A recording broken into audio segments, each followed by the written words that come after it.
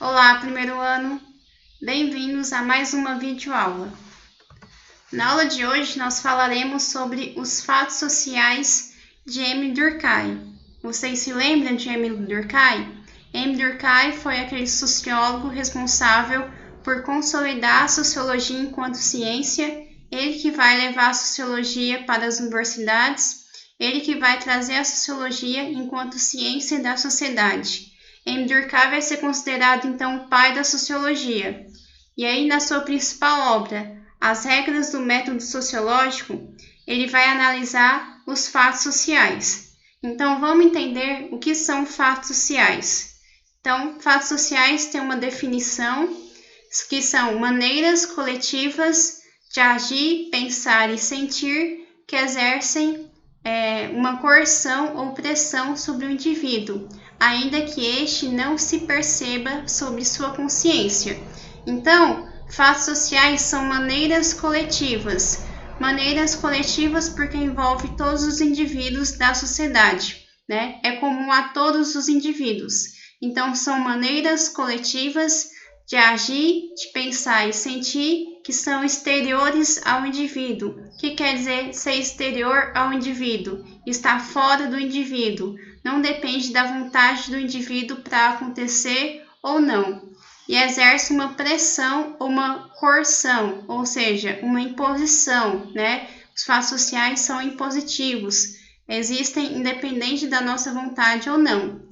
Ainda que nós queiremos ou não, ainda que a nossa consciência perceba ou não. Então, fatos sociais são essas maneiras coletivas de agir, pensar e sentir que são exteriores ao indivíduo e exercem sobre ele uma coerção. E aí, para ser fatos sociais, tem que ter 3 características: generalidade, coercitividade e exterioridade, que está dentro da definição dos fatos sociais. A generalidade está lá quando diz que são maneiras coletivas, ou seja, estão presentes no conjunto da sociedade. É comum a todos os indivíduos. É comum a todos os indivíduos, é passado de geração a geração, né? E aí a generalidade é justamente isso. É comum a todos, passados de geração a geração. A outra característica é a exterioridade, quando a gente diz então que são maneiras coletivas, né? Coletivas está na questão da generalidade, de agir, pensar e sentir, que são exterior. Essa, quando eu digo que é exterior, aí entra a exterioridade, ou seja, exterior às consciências sociais, isto é, que estivesse independente da vontade dos indivíduos e dos anseios do indivíduo, ou seja, é algo que está fora de mim, é algo que não depende da minha vontade para acontecer ou não. É algo que, independente da minha vontade ou não, vai continuar existindo, né? Vai existir. Então, são aquilo que está fora, que são exterior ao indivíduo. Ou seja, sua existência não depende da vontade individual, né? Sua existência não depende da minha vontade para acontecer ou não. Por exemplo, as normas e as regras jurídicas, né? A outra característica que é a coercitividade. Então, nós já falamos da generalidade e da exterioridade. A coercitividade está dentro também da definição. Então, são maneiras coletivas, né? A coletividade está dentro da generalidade de agir, pensar e sentir, que exercem que são exteriores ao indivíduo. Aí entra a exterioridade, né? Algo fora de mim e que exerce uma pressão ou coerção. Ou seja, essa pressão ou coerção é a última característica, que é a exterioridade, que é a coercitividade. Ou seja, a coercitividade é uma força coercitiva externa aos indivíduos, ou seja, fora dos indivíduos, moldando as vontades individuais ao coletivo. Ou seja, essa força coercitiva vai moldar o indivíduo segundo não as suas vontades individuais, mas sim as vontades coletivas. Porque não são as vontades individuais, porque são exteriores ao indivíduo, está externo ao indivíduo, está fora do indivíduo, não depende da vontade dele para acontecer ou não. Ou seja, a coercitividade vai dizer o que você deve ou não fazer, o que é certo ou não é, o que é justo ou injusto, o que pode ou não pode. Essa é a exterioridade dos fatos sociais. A coercitividade dos fatos sociais impõe uma penalidade àqueles que não cumprem suas normas. Ou seja, se você não faz aquilo que as normas, as regras e as leis diz que você deve fazer, você vai sofrer uma sanção, você vai sofrer uma pena. A sociedade, enquanto estrutura social, então, vai determinar as condutas individuais, ou seja, a sociedade que vai guiar o local que você deve seguir. Ou seja, o indivíduo se sente pressionado a seguir uma norma estabelecida. Se você não se adapta a essa sociedade, você vai sofrer aquelas sanções, que poderá ser através de xingamento, de exclusão, ou pagar a multa, ou simplesmente as pessoas vão olhar em você de maneira diferente. Um exemplo disso, por exemplo, poderia ser a moda. A moda se modifica ao longo do tempo, mas as pessoas que não se adequam a essa moda, elas sofrem essa sanção, elas são olhadas de maneira diferenciada. Ou seja, vai impor aos indivíduos um padrão, ou seja, leis, normas sociais. E aí você tem que seguir esse padrão. E uma das formas de impor esse padrão, por exemplo, seria a televisão, os programas de TV, que impõem sobre o indivíduo maneiras de ser, maneiras de agir, maneiras de pensar, impõe um padrão de beleza, um padrão de vestimenta, que vai estar o tempo todo te julgando. Ou seja, forças que os fatos sociais exercem sobre os indivíduos, apresenta sob forma de sanção, ou seja, punições. Se o indivíduo não se adequa a essa sociedade, se o indivíduo não está dentro das normas, das leis, se o indivíduo, por exemplo, ele comete um crime, ele vai sofrer uma sanção, ele vai sofrer uma punição, até ser retirado da sociedade, ser preso, ser retirado do convívio social. Então, o indivíduo que comete crime é porque ele não se adequou às normas e às regras da sociedade, e com isso ele vai sofrer essa sanção, essa punição de ser preso, de ser retirado do convívio social. E aí, para a gente entender os fatos sociais, enquanto essas maneiras coletivas, coletivas vai entrar a generalidade de agir, pensar e sentir, que são exteriores ao indivíduo. A exterioridade entra nessa questão de ser exteriores aos indivíduos e que exercem uma pressão ou coerção, embora o indivíduo não perceba. Essa pressão, essa coerção seria a coercitividade. Então, nós vimos que os fatos sociais têm 3 características: geral, exterior e coercitivo. Então, para a gente entender essas características, eu vou dar alguns exemplos. Por exemplo, o casamento. O casamento está dentro dessas 3 características: geral, comum a todos os indivíduos, é comum à sociedade que as pessoas se casem. Exterior, está fora de você. Você não consegue acabar com o casamento. O casamento vai continuar existindo independente da sua vontade ou não.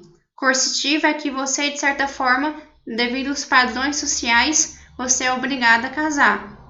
Quando você chega a determinada idade, as pessoas já te julgam. Não vai casar não? Quando você vai casar? Isso principalmente sobre as mulheres. Ou seja, de certa forma, mesmo que inconsciente, a sociedade exerce essa pressão e essa coerção, e muitas pessoas se casam por medo de ficar sozinhas e ser taxado de beata ou ficou pra titia. Então, esse é um exemplo da coercitividade, e do casamento enquanto um fato social, segundo Durkheim.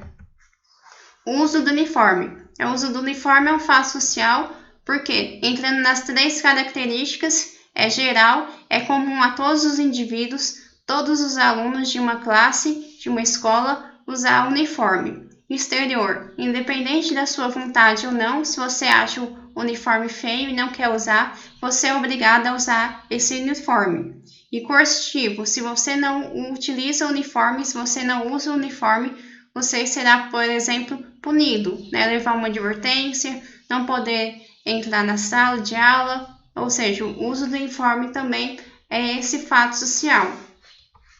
As regras e as leis. As regras e as leis são normas, né, no qual o indivíduo tem que se adaptar, né, é algo exterior a ele, independente da vontade dele, se ele concorda ou discorda dessa regra, ele é obrigado a seguir essa regra ou essa lei, sob pena de sofrer uma sanção, sob pena de sofrer uma punição. Por exemplo, as leis de trânsito, você é obrigado, por exemplo, a seguir a velocidade da via, não ultrapassar o limite da velocidade. Se você ultrapassa, você será punido, né? Você receberá uma multa. Se você ultrapassa o sinal vermelho, você também será punido.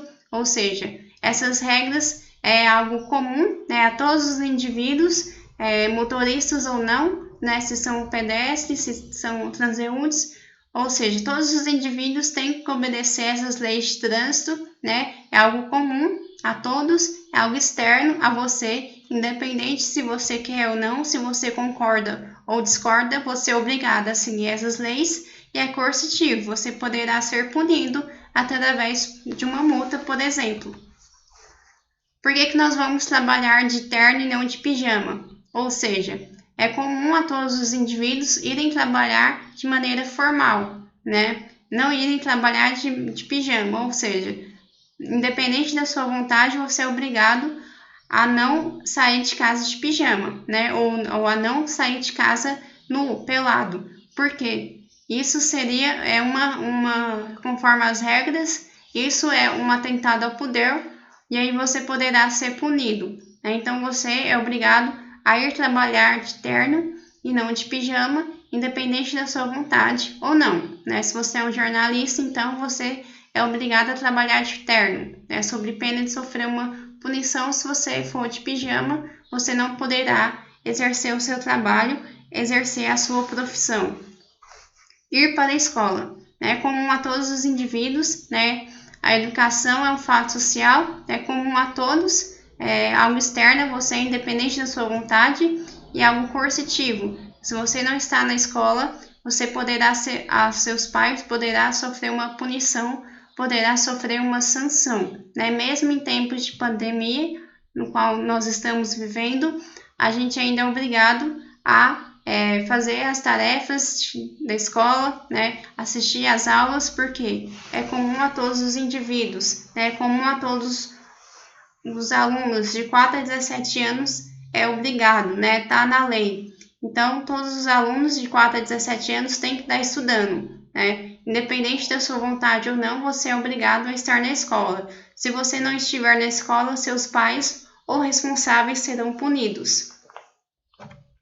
Trabalho também é comum a todos os indivíduos, né? Se você tem mais de 18 anos, você já está tentando buscar o seu emprego. Se você não trabalha, se você não tem uma profissão, seja qual ela for, você é taxado de vagabundo, de à toa, ou seja, é comum a todos os indivíduos o trabalho sobre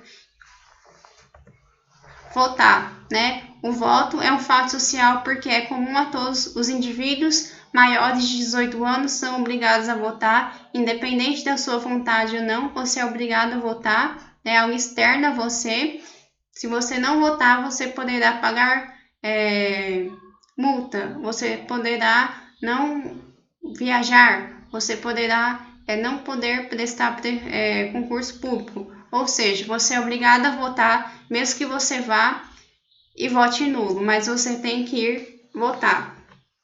E as crenças religiosas é comum a todos os indivíduos de uma determinada região, né? É algo exterior a ela, independente da sua vontade ou não, a religião vai continuar existindo e algumas religiões vão ser coercitivas porque vão dizer o que você deve ou não fazer naquela religião na qual você frequenta. Então, esses foram alguns exemplos de fatos sociais, né? Lembrando que fatos sociais são maneiras coletivas de agir, pensar e sentir que são exteriores ao indivíduo, exercem uma pressão ou coerção social, mesmo que a gente não queira, né? Mesmo que a gente não perceba. E aí, para ser fato social, tem que ter 3 características: geral, comum a todos os indivíduos; exterior, é algo que está fora de mim; e coercitivo, você é obrigado a agir, né, daquela forma, sob pena de sofrer uma sanção, sob pena de sofrer uma punição. Então, na próxima aula, nós faremos exercício sobre o M. Durkheim e os fatos sociais. Até a próxima aula!